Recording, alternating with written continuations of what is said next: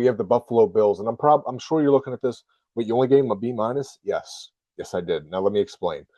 Joe Brady was a great offensive coordinator for the Bills, but I'm not sure how he'll be as the head coach. I will say this is the most talented roster he's ever had on the offensive side of the ball to surround Josh Allen, and maybe that's going to be improved. And with the improvements they've made on defense, which I have loved, by the way, Jim Leonard was a defensive coordinator that I was all in on. And when I saw he went to the Bills, I was very happy. I believe that if the Bills defense can improve 5 to 10% than what they were the last couple of years, the Bills could be a very good team in the league and finally get over that hump and get to a Super Bowl. The only reason I have them at a B minus is I cannot trust Joe Brady yet. The Bills are expecting that Joe Brady is going to be to Josh Allen what Mike Shanahan was to John Elway. Back in the mid 90s, the Broncos, I'm sure a lot of you know, went to multiple Super Bowls and just couldn't win. They finally fired Reeves because Reeves and Elway had a big disagreement.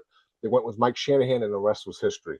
I'm not sure that Joe Brady is Josh Allen's Mike Shanahan. Maybe I'm wrong, but I just don't see it. I believe DJ Moore is a great number one for this team. I just need to see what Joe Brady is as a leader and as a head coach of this team. Next, I have the New England Patriots, and as you can see, a game of B. But this is the thing. I want to give them an A, and honestly, if it wasn't for one thing, they probably would have gotten an A to an A plus because I've loved everything. They've added 2 new receivers.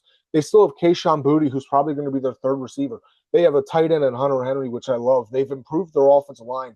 Defensively, I loved their defense last year, and it's only going to get better this year with the acquisitions that they made.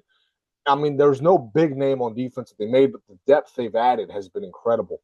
The only thing holding me back from even giving them an A minus was the Mike Vrabel, Diana Rossini files. It has me scared because it's not just me that's afraid. It's not just Patriots fans that are afraid.